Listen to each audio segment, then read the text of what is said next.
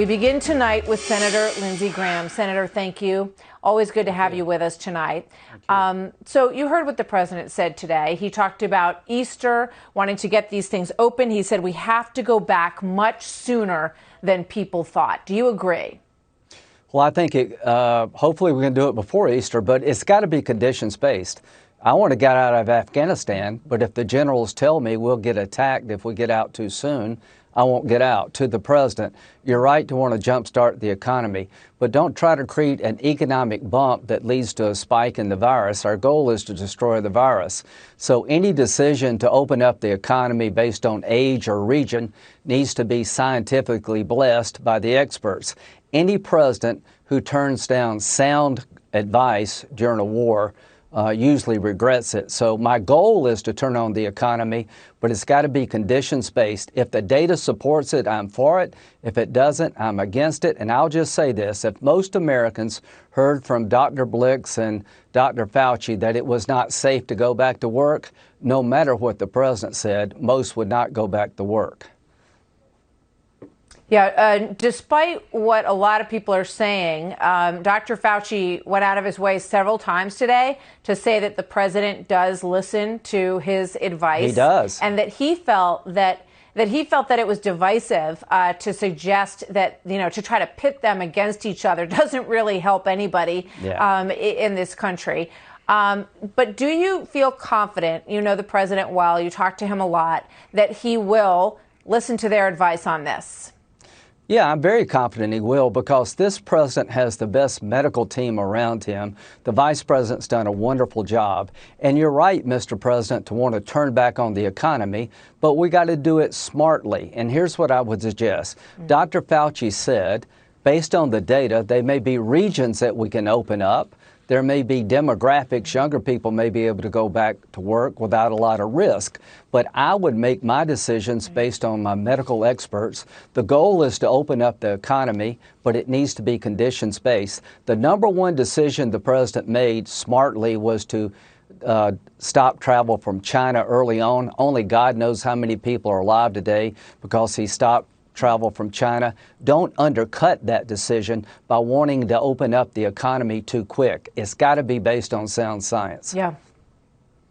All right, let's turn to the bill on Capitol Hill, the Senate bill tonight. Where does it stand?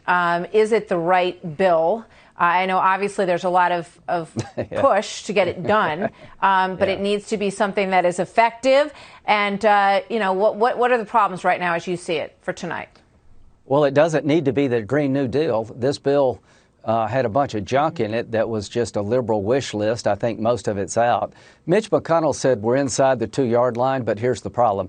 There are 20 people playing defense. They're all kind of special interest groups trying to get a little bit more, trying to say no to this, no to that. Here's what I say. If we don't have a bill in the next 48 hours, every member and every staff person up here should lose their pay and their benefits until we pass a bill. Martha McSally has legislation to do that. If we don't have a bill in the next 48 hours, I'm going to go to the floor of the Senate and make a unanimous consent request to cut our pay and benefits off until we pass one. I am hopeful, but I've been hopeful for the last 48 hours. Pass the damn bill. People are out of work. They need a paycheck. The doctors and nurses are under siege. They need medical supplies. Small business has been put out of business. Let's put them back in business. Enough already. Pass the damn bill. So, what do you think is reasonable in terms of a timeline? When are we going to see this vote? And the House isn't even in session. Tonight. Okay. So you believe the bill will pass tonight in the Senate? If it doesn't pass tonight, there's no good reason. There is no good reason left to deny the American people the relief they need. Every restaurant and bar in South Carolina is closed. As long as you can't congregate with 10 people or more, the entire economy is shut down. So people need a paycheck. They need to have burdens taken off them, their student loan payment deferred. There's so many good things in this bill. There's $2 trillion. It is very generous. And what's holding this bill up is special interest politics. And if in the next 48 hours we do not pass this bill, everybody in the country should cut off our pay.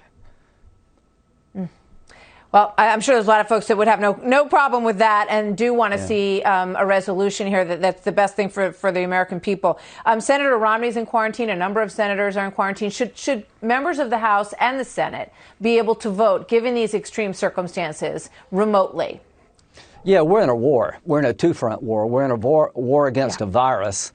And here's what I would say. Watch what's happening in New York. Do you want that movie to come to your neighborhood? I'm all for trying to jumpstart the economy and turn it back on where it makes sense.